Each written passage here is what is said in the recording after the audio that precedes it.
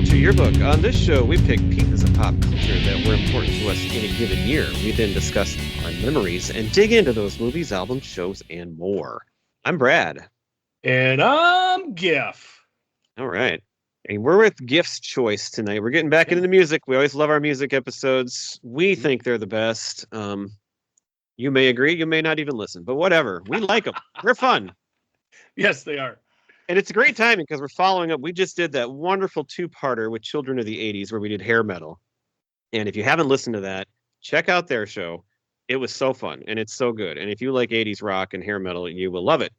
Yes. And our topic tonight is going to revolve around that as well. But before we do that, let's shout out a couple things from this week. So as we were recording this, Top Gun just came out by us. By us, because we trademarked Top Gun. Yes, we did. But we want to thank Lindsay from Children of the 80s because she was on with us last week for Garfield and the wonderful, very special episode.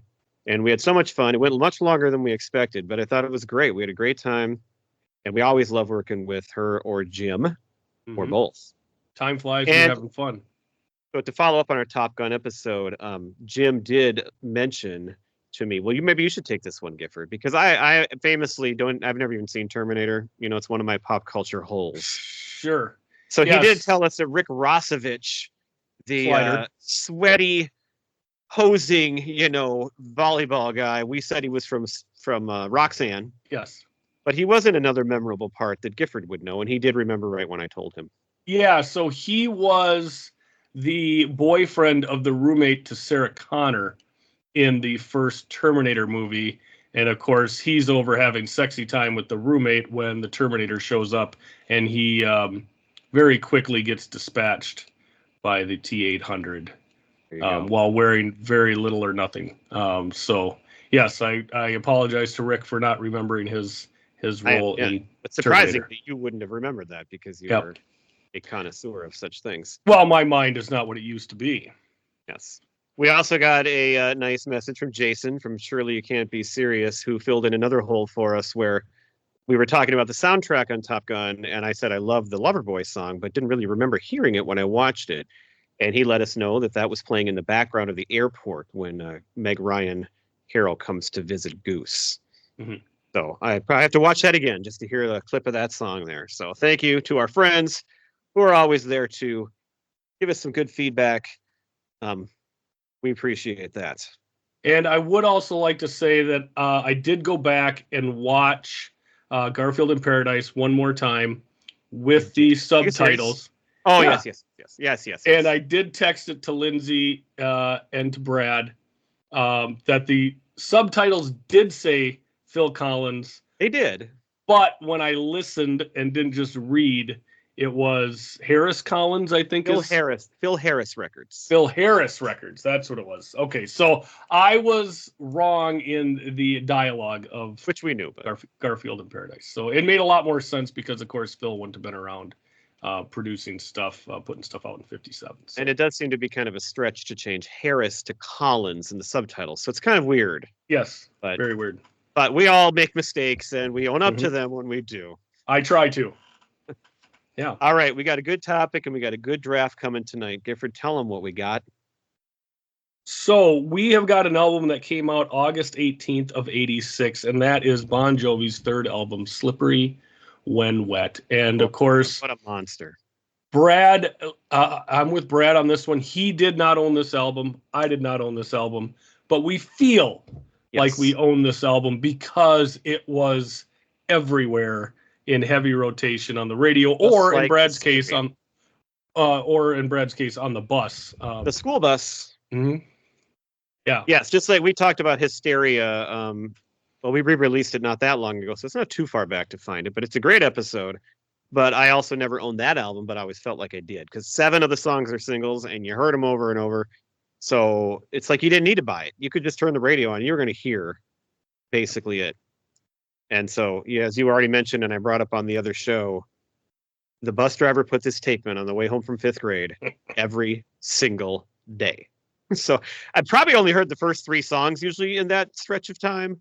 Right. But I mean, I heard them every day. Yeah. Well, and we always two of the 4 singles fall into that first three songs. Yes. So, you're getting you could argue the best of the album in those first three songs.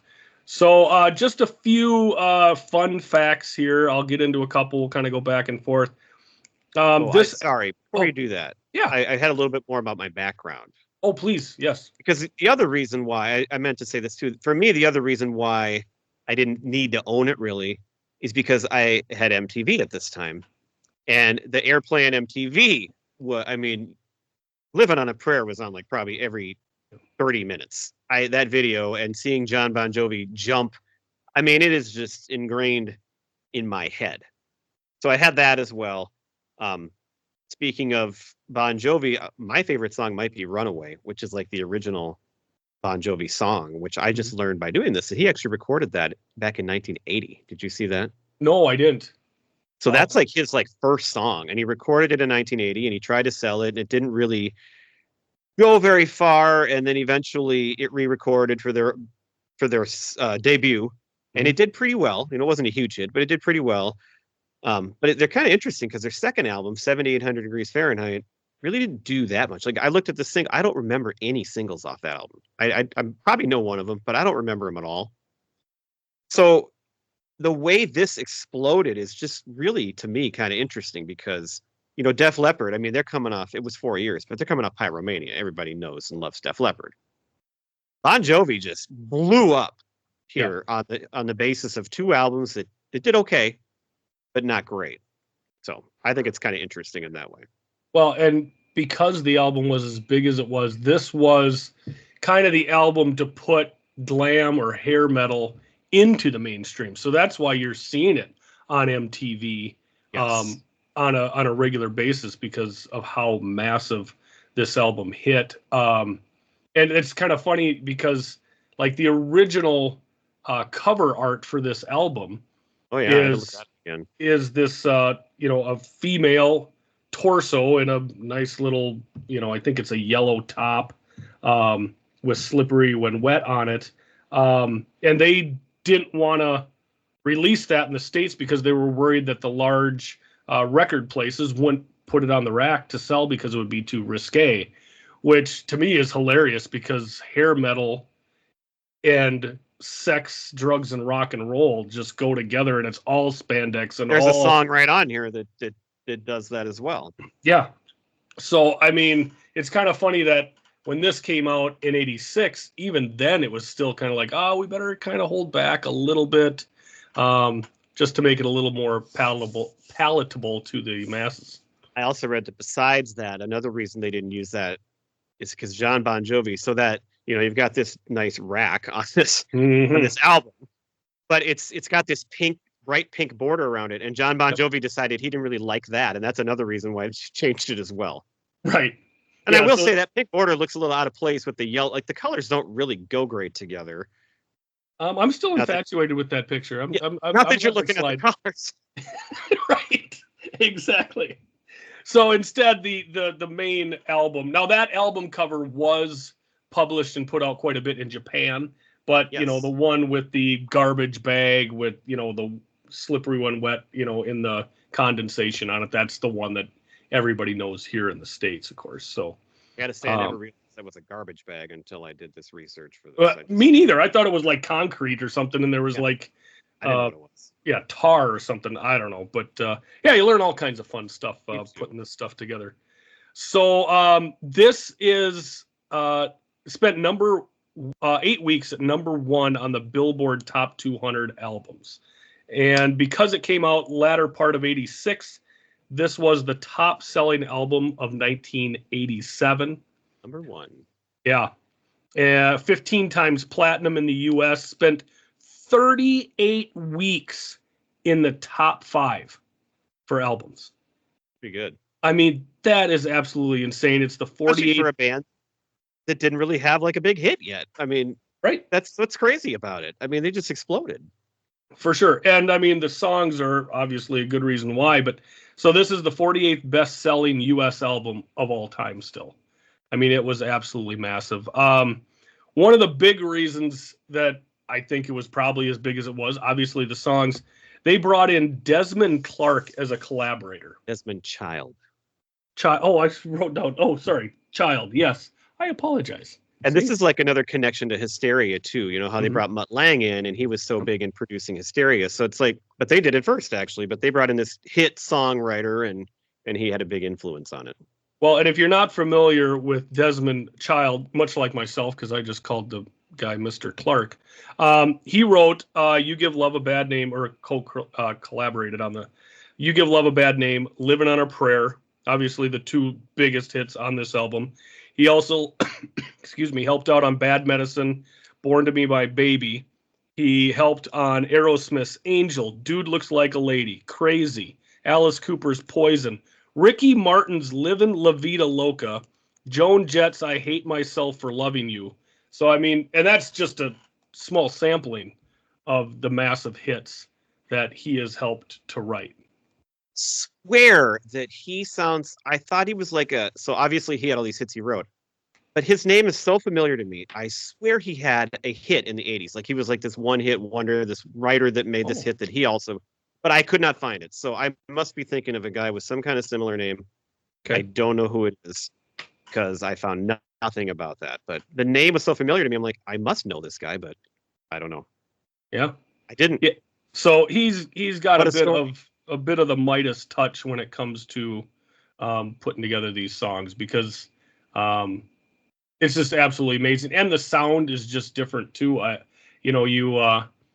was listening to "Shot Through the Heart," from the first album, and it's just the sound, the vocals just are different.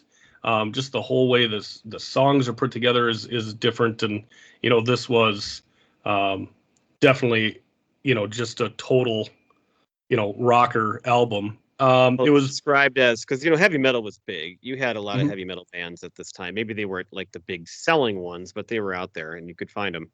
But this was termed as radio friendly heavy metal, so it like took it mhm, to a new place. Which obviously Poison came out in the same year, so you had a lot of stuff kind of coming out at once. But right. this was the immediate big hit.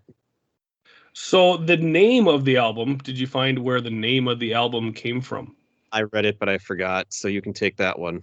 So this album was primarily recorded in Vancouver, and Boys Being Boys would Oh blow yes, off yes, the steam strip club. by going to a strip club, and there was a particular stripper's performance where she would slide down a pole and then like shower while doing her performance on stage. And that is where the Slippery When Wet album name They comes were from. very enamored by watching this lady shower. Yes. They So they said they had lots of testosterone was going through these guys at this time in their lives, that is correct. And I and I most of their think listeners. right. And I think it would be great if we would have gotten the name of that nice lady so we could give her credit because that's pretty impressive to be able to inspire um, that album name, and I'm hoping some of the songs on the album as well. So yeah, good for you. Here's another little fun fact. Yeah. So, he John Bon Jovi came out in 1980, and he's trying to get big, and things aren't really going very well, and so he kind of stopped for a while. So to bring a couple of our podcasts together again, we recently had a great guest on from one of the writers of Married to Children, Richard Gurman. Mhm. And John Bon Jovi during this time was working as a woman's shoe salesman, much like Al Bundy. No way. Oh, yes. That is He sold excellent. women's shoes before he got back in the game and had his big break. Wow. I wonder if he got a discount on all the cowboy boots that he wore. If he could get some menswear as well there, because yeah, watching the videos back, a lot of different cowboy boots in Well, and those maybe it videos. inspired them. Most of these hair bands, they all dressed up and wore a lot of makeup, and then Mhm. maybe it inspired him with some of those fashions.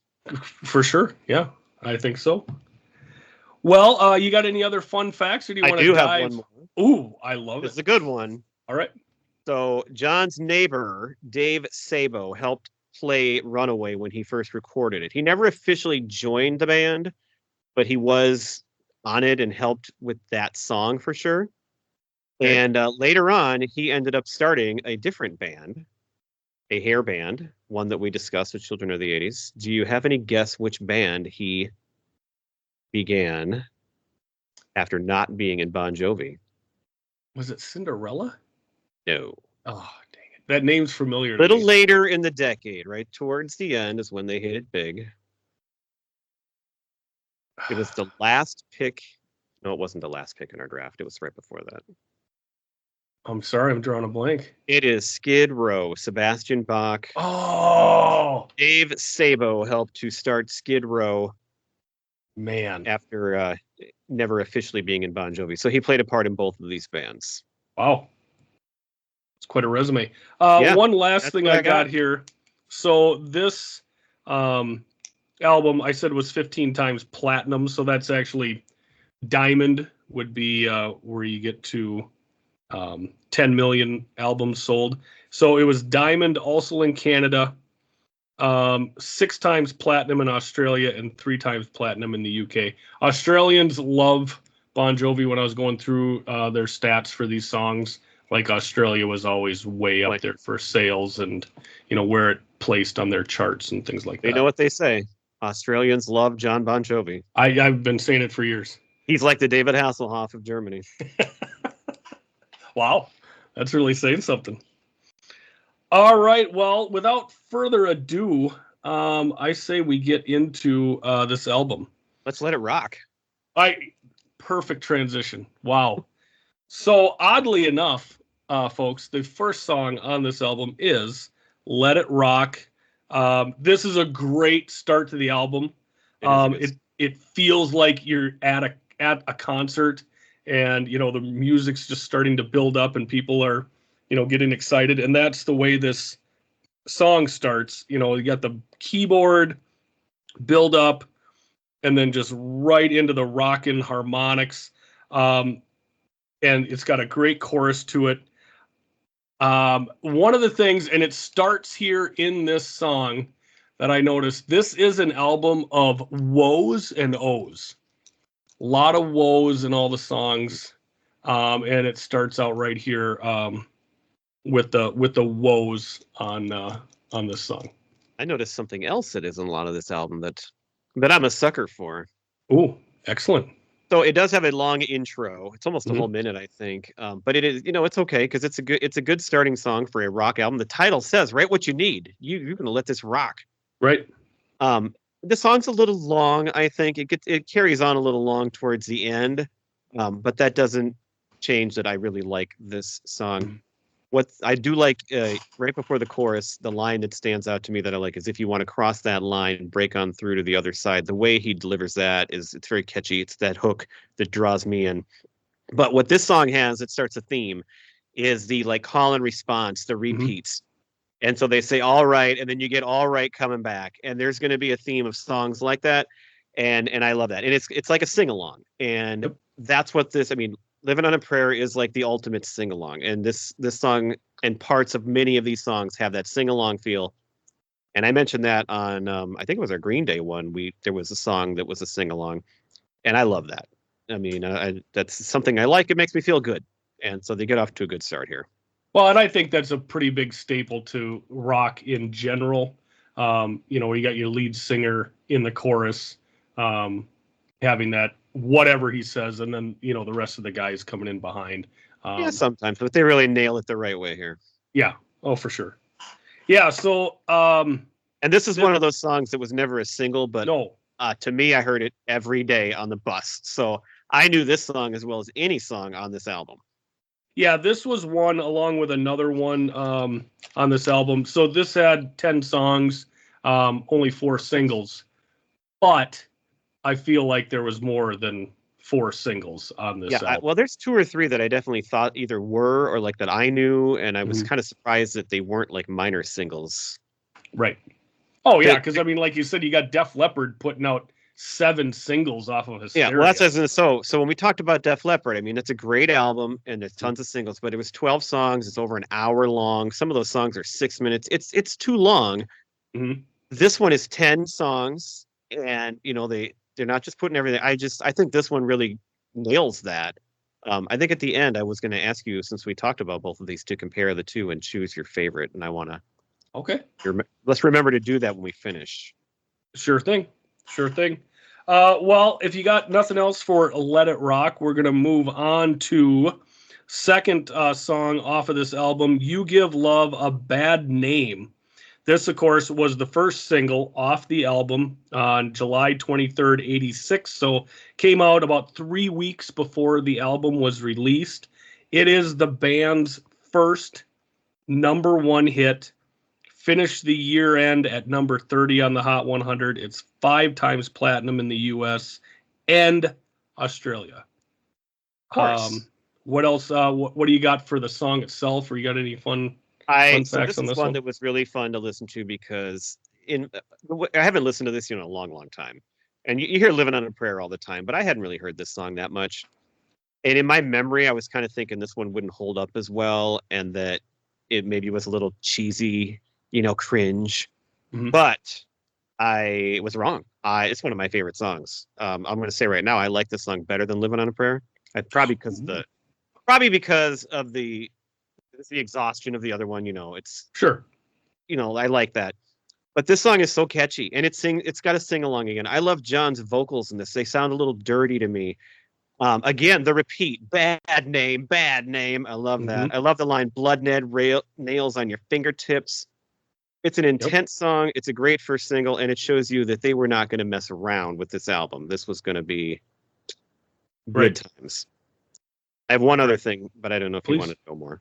No, go Well, ahead. originally this song was written for Bonnie Tyler, and it was called "If You Were the Woman and I Was the Man," but then they retooled it, and it turned into this song for Bon Jovi. I'll retool you. I'll retool you. So again, I mean, it's awesome. I mean, those opening lyrics, they hit like a ton of bricks, just a shot through the heart. And then, of course, you got that awesome guitar riff to start. I got a couple lyrics that I love from this song. When passion's a prison, you can't break free. And then your very first kiss was your first kiss goodbye. They're so catchy. Those are great lines. The way they sound. This was probably my favorite discovery in this. I knew the song so well, but my feeling about it totally changed from what I thought to what I think now. I love this song. It's great. Yeah. Again, like you said, I have excellent singability, and then I'm a sucker, and they put it in this song for just vocals and drums. And they put that in there about 2/3 of the way through to get you back out of the bridge. And it's just, I mean, God, it just hits so hard. I'm so glad you brought that up because I think I was listening to this one. I've listened to it 3 times. And I think one time I was listening to it in my car. And so I wasn't writing anything down. And I was trying to make a mental note about how much I love that part where it's just the drums. And so you did it. That's awesome. I love that. And that's another great thing about, some, rock songs is they just strip everything out except the singing and the drums. And you just got that heavy beat in the background. So, yeah, a great song. I don't think anybody's going to fault you for saying it's your favorite on the album. Totally understand. No, it's not. It is probably it's either second or third favorite, but it was my favorite discovery. It was I changed my tune. Okay. All right. But it was high. It's high up, but there's one for sure that's higher. My favorite song is yet to come.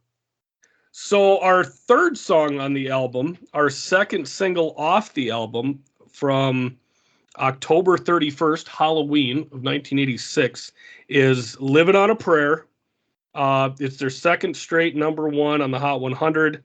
It was the first time the band hit #1 on the mainstream rock chart. And for 1987, it ended the year at number 10 for the year-end Hot 100 charts. That's with 2 months in 86 already being out. Mm-hmm. That's pretty good. Yeah, massive song. The song itself is diamond in the U.S., 4 times platinum in the U.K., also diamond in Australia. The video is fun because they're prepping for a concert and they're showing how they're gonna swing out across the audience swinging. Yeah, got the mic stand. Yeah, it's pretty badass. So that's awesome, and of course the lyrics are outstanding. You love story time. I do. I love story time for sure. This is story. Yep. And again, we got the whoa woes again. Well, and Yeah. I wrote down, so speaking of the drums, I love at the very beginning, there's a little music first, but then there's just the drum fill that intros into the whoa, whoa, whoa. And that's like my favorite part right at the beginning there. Right. Yeah. And this of course, this is where we got Sambora on the talk box, to give it that sweet sound. It's a great song, of course. Right. Yeah. Yeah, go ahead. To go back to, again, all these comparisons I keep making to Def Leppard and Hysteria, this is the song that, like, Pour Some Sugar on Me, last minute edition. They weren't sure they wanted this on the album. They thought it was too sentimental, which I think is weird because there's ballads on here and it's like, what? Right. But too sentimental. But Desmond Child, hitmaker, he knew it was great and he convinced him to keep it. And here we are. It's their signature song forever. Right. And again, like I picked this in the draft we did with Children of the 80s. VH1 had it as the number one song of the 80s. It's undeniable. I mean, it just hits like a ton of bricks every time. And of course, the line, that I wrote down on here is, you live for the fight when that's all that you got. And then they just punch you right in the face, going right back into the chorus again with all the guys doing the whoa and the halfway sing along. It's the ultimate sing along. It is. Yeah. Yeah. I did want to go back to You Give Love a Bad Name. I did have a memory of that from 5th grade, being out on the playground, and there was a kid who was a 4th grader, cannot remember his name. I was trying so hard. He's a short little guy, and he would walk around at recess with a boombox playing. I think Don Wheats. Don Wheats. I bet it was Don. I'm just trying to think of it had to be a Ruthin guy because it was a Ruthin kid. Would have only been Ruthin. I think it was Don Wheats, and I remember You Give Love a Bad Name just blaring out of that thing. I don't know how that's allowed. Like, how do you walk around with a boombox? Like, how I did do that not remember that at all. But that's what I recall from that song. So anyway, I forgot to add that in when we were on the last song. So just wanted to fit it in there. So yeah. Anything else for Living on a Prayer? No, that was everything I had there. Okay. So our 4th song on the album is Social Disease. Starts out a little spicy here with the... It's a woman having sex. I mean, just flat out. Oh, is that what that is? I guess I've never heard those sounds before. Funny. But it ends too quickly, and she goes, "That's it?" Right. Yes. I said, it's very fitting beginning to a song for an album conceived in a strip club. Correct. I mean, and it's classic 80s. I mean, this is just Motley Crue. Anybody's going to put this stuff in there. So I like the addition of the horns in this song. And I also like that screaming guitar just in the background, just like would strum in, so I really love that. This song to me is a precursor to Bad Medicine, kind of the same sort of message that's in there. And I'm not a huge fan of Bad Medicine, but it's way better than this song.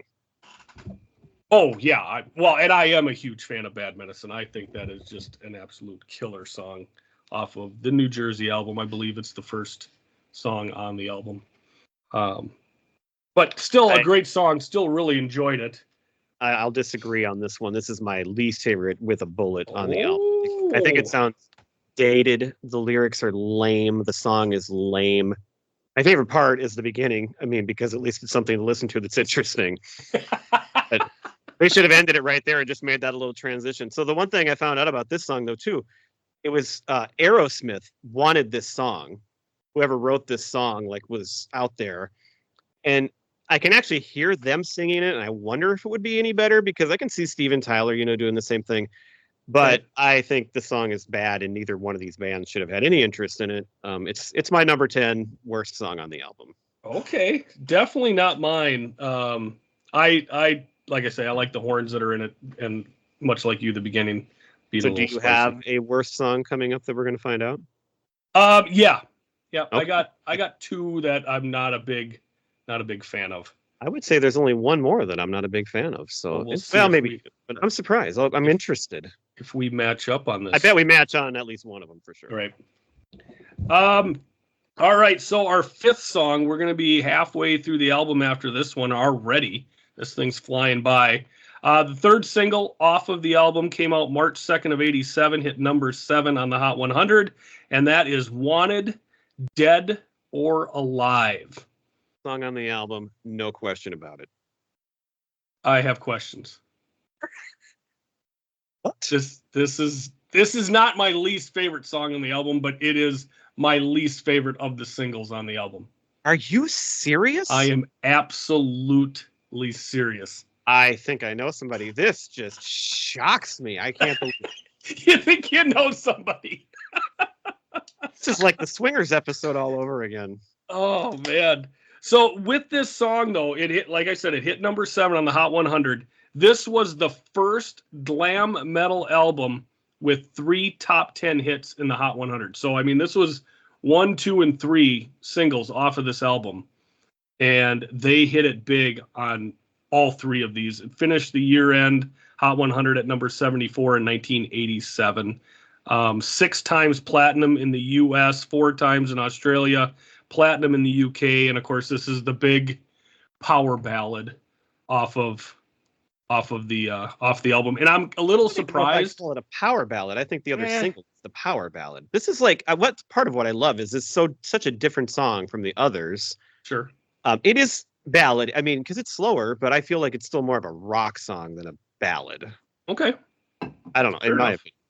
Well, and I think maybe a lot of people agree with you because generally we've seen from the hair metal bands that the ballads are the ones that are their biggest hits. You know, they're a little bit more accessible to everybody. You know, I think the girls tend to like them a little bit more. So it brings in I know both sides of the gender spectrum. So instead of just the guys liking it, the girls do too. So yeah, you might have a point on that one. You never loved this song, like even back then? So I never knew anybody that didn't love this song. I thought this was just universal. This may be also a result of Blaze of Glory. And okay, I'm not a huge fan of that song. That song I hate, but this to me is the brother of that song. And maybe it's because it's the good brother. It's like the wrong kid died. That was Blaze of Glory.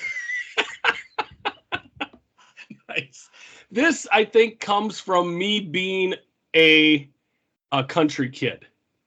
Okay, you're from New Jersey as a band, but it's about a rock star. It's just told through the perspective of a cowboy. But it's all about the steel guitar. It's all about everything's got to do with the band, man. Then say I'm a rock star. No, because that's too cliche.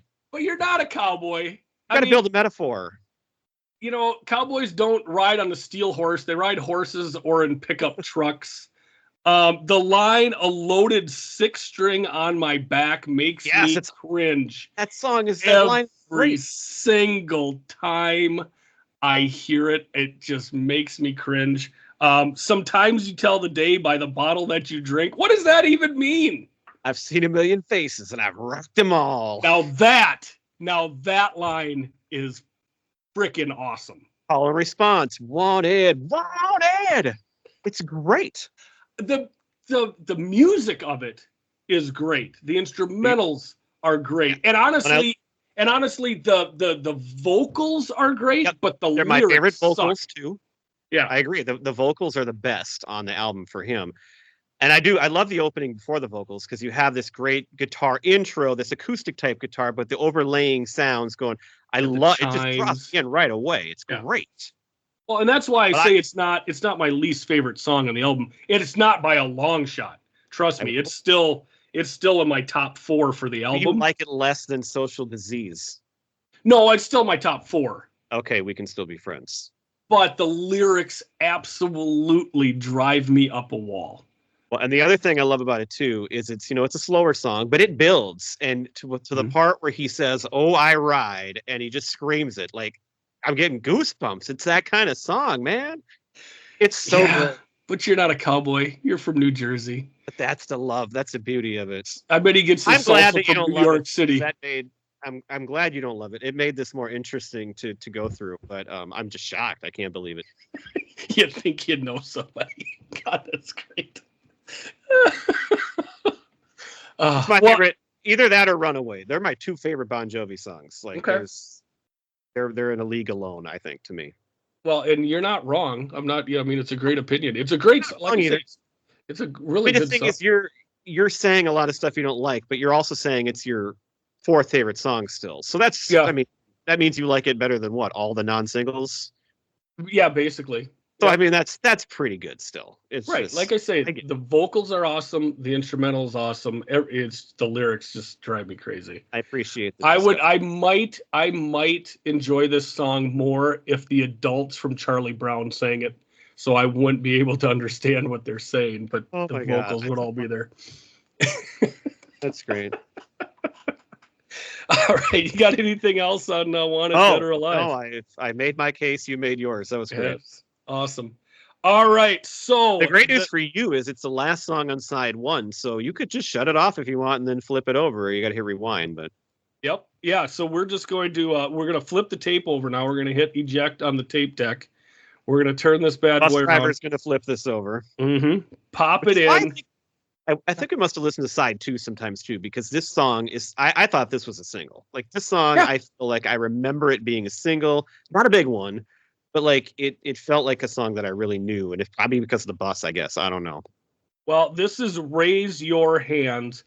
When I hear this song, all I can see in my head is Barf from Spaceballs, because that's what it's from. That's right. Yep. So when you meet Barf and Lone Star for the first time in the Winnebago, this is what Barf is jamming out to in the back. That's another reason why it's so familiar, I guess. I totally forgot. I knew that. I forgot. Mm-hmm. So, yeah, that's probably why, because I watched Spaceballs quite a few times growing up, and so to me, it was just, part of, that time frame. So, again, more whoa-whoas in this song, which are awesome. There's a great little quick guitar riff in the background. The one thing I will say on this one, at 4 minutes and 16 seconds, it's a little long. It's very repetitive on the lyrics, so they could have wrapped it up a little quicker.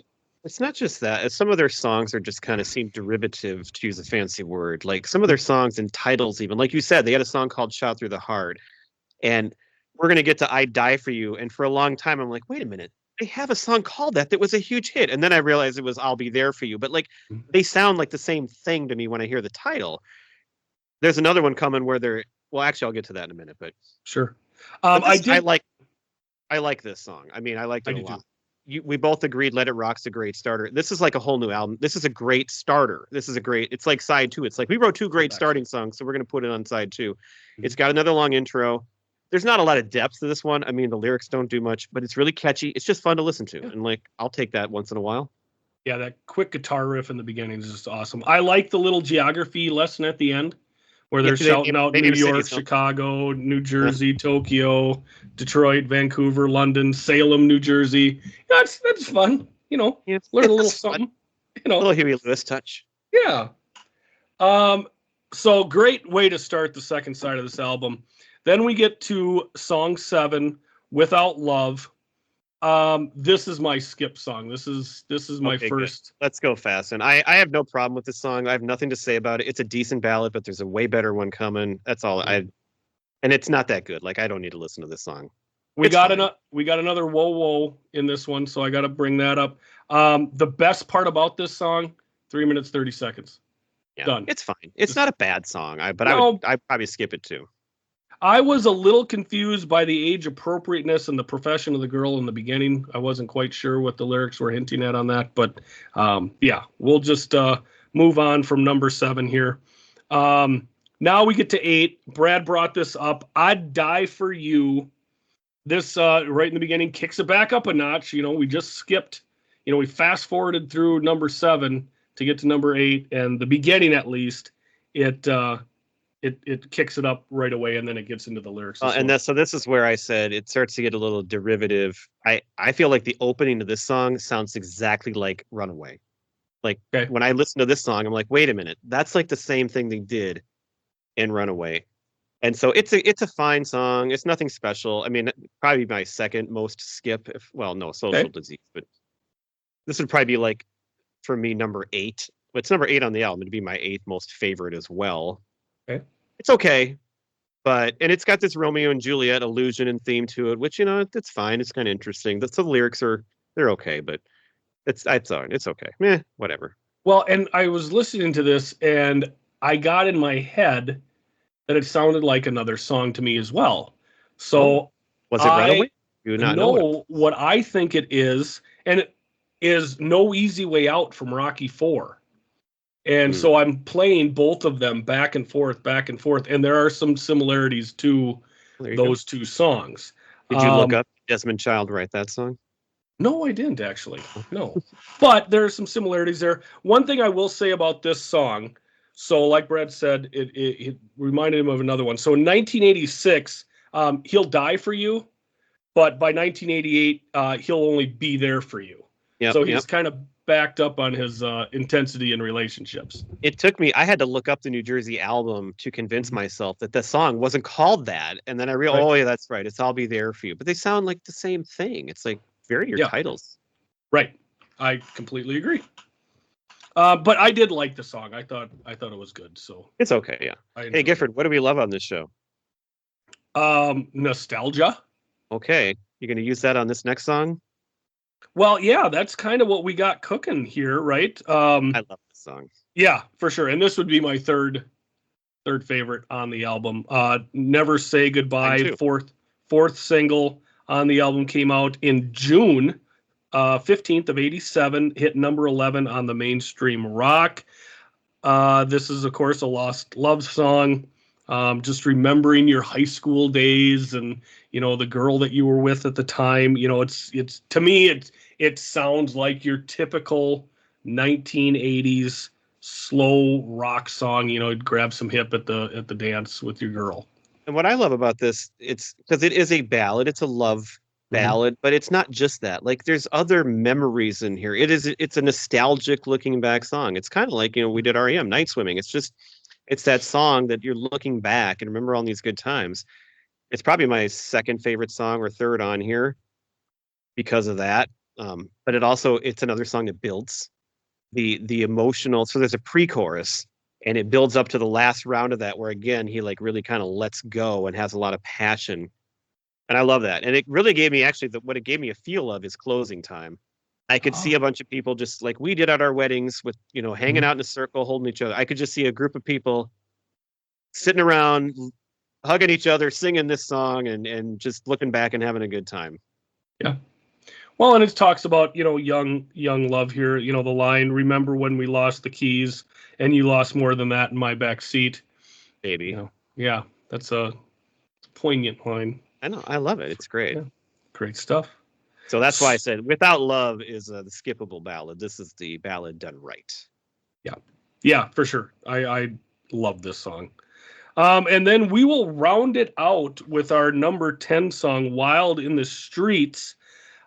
This one seemed a little poppy to me, not It quite as is. hard hitting. Didn't seem like it fit on the album for me, so this would have been a Oh, skip for me. oh, really? I Yeah. think as a closing song, I think it's the perfect placement for it. I just thought it was a fun song. It was kind of my sneaky favorite, I guess, if you want to have a Okay. non, just because it's kind of hidden at the end. Um, I don't know. I felt like it could have been a single, but I think the Okay. placement of it at the end is great, and I do like it. I think it's a good finish, and it leaves me with a good feeling about the album. Okay. See, I thought it had kind of like disjointed rhythm and guitar riffs in there. It didn't seem like Hmm. it kind of melded together well. We did finish this song with a whole bunch of O's. So it did keep with the theme of having a lot of woes and O's on the album. Well, I'd have to listen to it again, I guess, but the 3 or 4 times I listened to it, I liked it every Yeah. time. So. Well, hey, there's nothing wrong with that. And I do. I like the track listing because the songs that I don't like as much, they kind of buried them more in the middle, but it always comes back to a good one. Like my least favorite is Social Disease, and then you got my favorite right after it.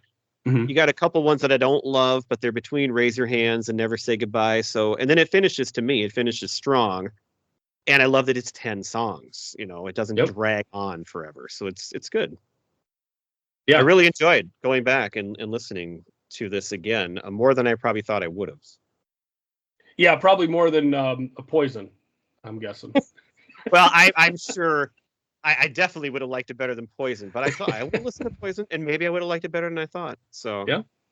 but Well, can there's we some go good. back now to my question? And Oh, I'm putting yes. you on the spot. You can think about it if you want for a second here, but Yeah. since we did Hysteria and we've done all this talk about hair metal, and that's like one of both of our favorite bands. Mhm. And these two albums came out like back to back years and were like the biggest things of the time. Which one do you think is better? Which one would you pick? I'd pick Hysteria. I knew you would. And it's for me, I owned Hysteria. I shouldn't say, I think I copied it off of somebody. But I listened to that ad nauseum. I mean, it was nonstop for me. So I mean, I have more personal connection to that album. Like this one, I've got, you know, three rock solid songs. I mean, two that are, I mean, two of the greatest hair metal songs I think ever produced in You Give Love a Bad Name and Living on a Prayer. But Never Say Goodbye and Wanted Dead or Alive are unbelievable too. But Hysteria, I mean, with Pour Some Sugar on Me and Love Bites and Hysteria and Animal and Rocket. And I mean, for me, it's not close, I honestly. didn't really doubt that. I was just curious because I maybe I'm giving it away. You might be able to tell. I when I sat and thought about it, I surprised myself because I mean, if you're going to compare the bands, I mean, Def Leppard it's not even close. Like Mhm. I don't like a ton of Bon Jovi, but I did enjoy this album. I didn't really get into New Jersey either. Like I was kind of done with them already by then. So Mhm. Def Leppard is far and above. But when I compared the two albums, so I'd take Pyromania, of course, first. Yep. But Mhm. after we broke down Hysteria and I realized I don't really care for some of those singles. I don't like Rocket. I really don't care for Love Bites. You know, I have this love hate with Pour Some Sugar on Me. So like that Mhm. one, kind of like You Give a Love a Bad Name, but it's like You Give a Love a Bad Name almost holds up higher to me now than I would, which surprises me. I love that this is 10 songs. It's efficient. That album was bloated. Too many songs, some couple not too good songs towards the end. And so if I had to listen to just one, I was shocked when I realized I would pick this one. So that's why I Okay. asked, just to see if Yeah. you had any different kind of leaning. But I knew you'd pick Hysteria. But Yeah. I mean, that's got to be my favorite album of any hair metal. that's the You know. beauty of doing this, though. Like I was really shocked when I realized that I would pick this, and like Yeah. you learn stuff along the way. It's fun. I don't doubt that you would take this one because, as we know, you enjoy nothing more than finishing something that you enjoy. So, It's not just that though. Like I said, I like the singles, the 4 singles on Mhm. here. I like them all. There's 7 singles on Hysteria. I mean, and I love. Well, I liked Women. Remember that was a kind Yep. of a surprise. Yep. And I love Hysteria, and I love Animal and Armageddon. It's good, Oh but yeah. I like these Jesus, how do I singles forget better. that? I like at top to bottom. I like these better Sure. than those. And then You're there's a couple going. of those You're going quality. You right feel like higher quality of quality. quantity. Yep. Yeah. Now again, Def Leppard's my favorite, and Pyromania is better than both, I think. But Yeah. these two get compared, I think, better because they were from the same time period. So See, and I was listening to New Jersey, the yeah, New you had Jersey that. album more. Yeah, I had that one. So I mean, 87 with Hysteria and 88 with New Jersey, more so than say Pyromania in 84 and Slippery When Wet in 86, so I So might here's what I'm I would love if people are listening to this right now. I Mhm. would love them to tell us which album they like better of those two, or just Yeah. tell us your favorite hair metal album and why. I would love to hear that in a message or on social media or wherever. Tell us if you had to pick Carrier one Pigeon. album, what is it?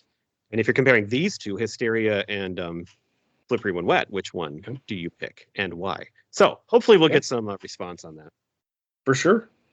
So for our top 5 this evening, since we are, in the hair metal genre, I asked Brad to put together a list of hair band front. I'm going to say front people.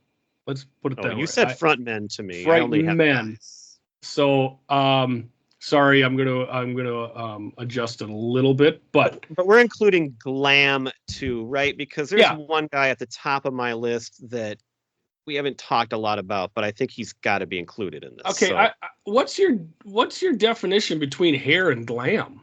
well, it's kind of hard. Well, and it's the band I'm talking about. We'll get to, but they had different periods, and they clearly in the mid Oh, '80s were a glam band, and you probably know who I'm talking about. So anyway, yep. that's all.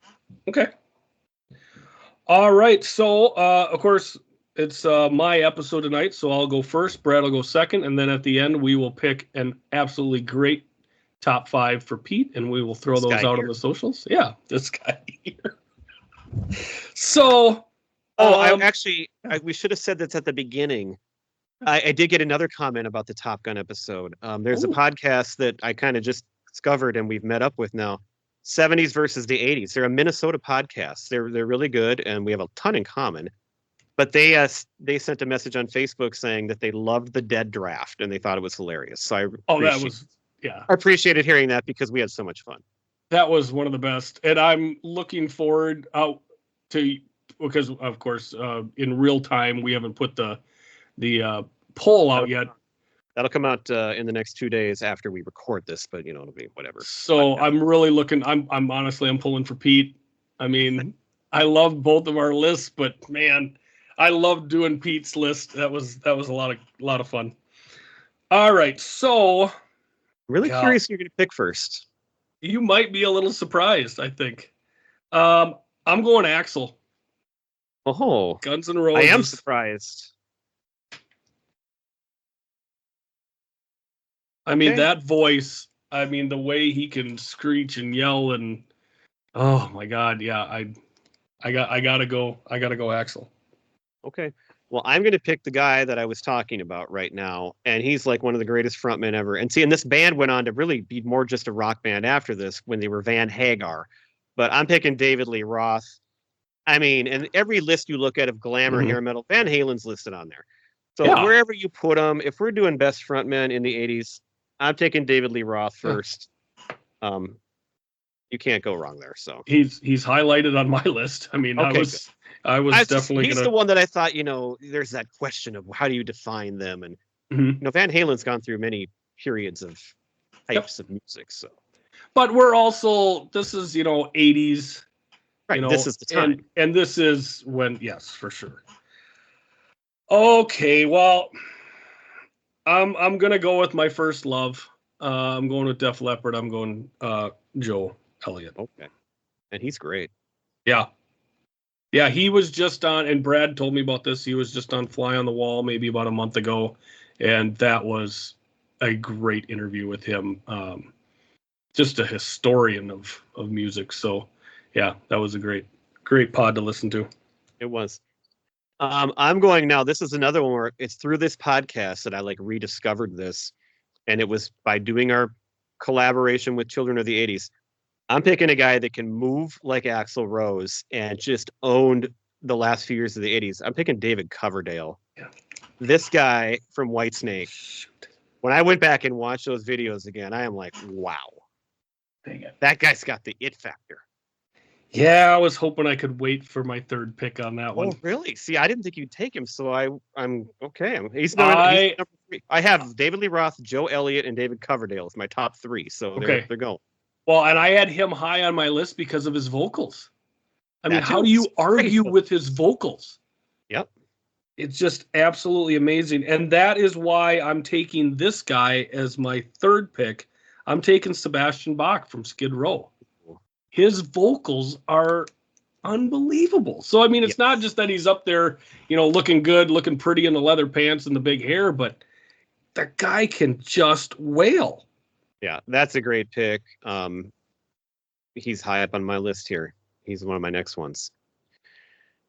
All right. Well, I mean, if you're talking hair bands and we've been talking about them all night, I'm going to go with John Bon Jovi.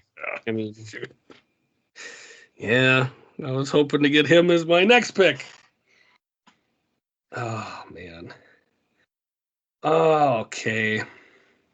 The guy had it. Yeah, still got it. All these guys did. Some of them don't anymore. No, and that's why I can't pick one guy in particular And here. there's one guy in particular that's he's kind of frightening right now. Yeah, so he's on my list, but I can't go with him. You know, No. I'm gonna go with a gentleman who recently passed away. I'm going with Jack Russell from Great White as my fourth pick. All right. Not on my radar with that one. Okay. All right. Well, I'm going to surprise you with this one because I talked about, but I realized I do like them, but there's one song I can't stand. I'm going to go Janie Lane. Wow. Because I do like him, and he Yep. is, I mean, he's got that factor too, man. Yep. I had him on my list as well. I just wish Cherry Pie didn't exist. Other than that, he's pretty great. That's a fair assessment. All right. This is where I'm gonna, I had to say front person. I'm taking Lita Ford. Well, see, I was thinking of putting her on my list, but I didn't know if she would count. So you kind of snuck yourself into that one. I snuck my way in there. Yeah, sorry about that. I got other ones anyway. All right. Well, this guy maybe isn't like the best known of the frontmen, but if we're talking voices, I'm making him my number 5 pick. Mark Slaughter. I mean, Fly to the Angels. This guy's voice is right up there with Sebastian Bach. They are two of the best on the list. So that's a solid fifth. I'm going to finish my pick off with him. Excellent. Okay. Well, you going to give Pete that guy we were talking about? God, I don't know if I'm going to. We must be talking about the same guy. It's so rough now. I think I'm going to go Tom Kiefer, Cinderella. Okay. He'll like that because Pete was friends with the Kiefers. Same family. Well, no, they worked in the same store, the Tyler Kiefers. All right, well, I'm going to give Pete Vince Neil. You are going to pull the trigger on that, huh? I mean, he was great. He was, yeah. And he's not attractive anymore, and he can't sing, and it's just kind of sad. Man. And that's the thing. In the 80s, and we are drafting 80s, so I mean, either one of us could have taken him, but Pete'll get a good pick out of that. Right. Well, and I think he'll get a good pick out of this one too. I'm going to take Bret Michaels. Yeah, that's a good one. If you like Poison. I love Poison. All right, well, I'm going to give him Dee Snider. Okay. It's a pretty good list for him here. I mean, these are guys who are pretty big in the 80s. I'm a little surprised you didn't give him this one, so I'm going to. I'm going to go Kevin Dubrow from Quiet Riot. Quiet Riot. Well, I know, as a guy, I know Dee Snider much more than him. But yes, I did profess my love for Bang Your Head recently. So yeah. You got any extras? I only got a couple left. Well, I got several actually. So the big one on my list, because he was actually in 2 bands. He wasn't the lead singer of Night Ranger, but Jack Blades was in Night Ranger and Damn Yankees, and he was vocalist in. Actually, was he the singer? I think Night Ranger had like multiple, like they sing. Anyway, this guy was in Night Ranger and Damn Yankees, and Damn Yankees, I guess, is the 90s though too. So we'll let it slide. It's honorable mention time. I love both bands, and so that's why he's on the list. The other guy besides David Lee Roth that I think is kind of weird to think about here. What about Steven Tyler?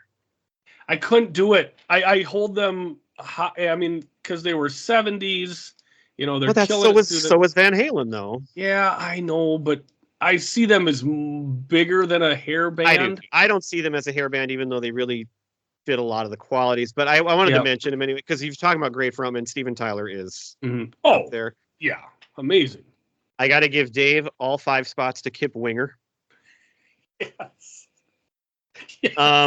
Here's one. So John Waite, who sang Missing You, he was the lead singer of Bad English, When I See You Smile. And they were kind of like a super hair band group that just the one song really that you know. But like, it's a great song, very memorable to me and us. I talked about that on a previous episode. Rat lead singer is Stephen Pearcy. I picture him from the videos. Yep. You got Don Dokken. Oh, yeah. And the last one I have is Klaus Meine from the Scorpions. Yes. I think I hit everybody there. The only one I got left again because I'm cheating is Joan Jett. Oh, that's a good one. I'm glad you threw it there. Why not? That's the only other one I have that was not taken here. And All right. Mark Slaughter was the only one that you picked that I didn't have on my list. Yeah, I don't really know who he is that well, but I love the songs, and I'm going by his voice. He's great. So, well, that's why he should be on your list. And when I did my research to get all my names, he was rated very highly. So, right. I thought, okay, all right. Oh boy, I'm not prepared, Gifford. Hey, Gifford. Well, yeah. Do you know which band likes to give the girls social diseases? Yes, that's Preacher Row. Yeah, they went through a rough patch there for a while. Correct. Yes, they did.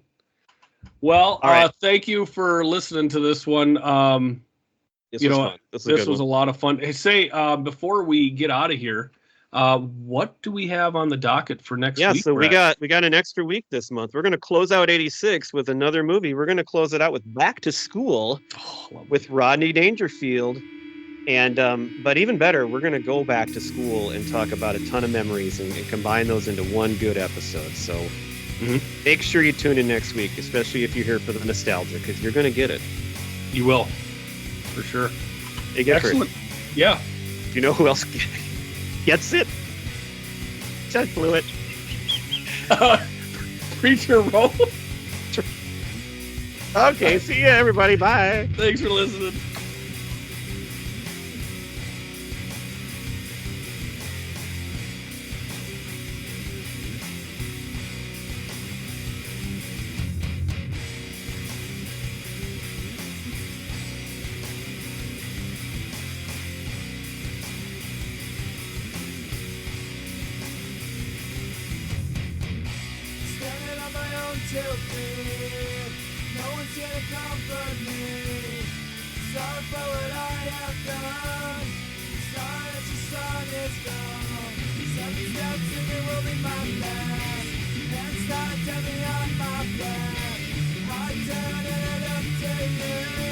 I'm scared, but there's nothing I can do.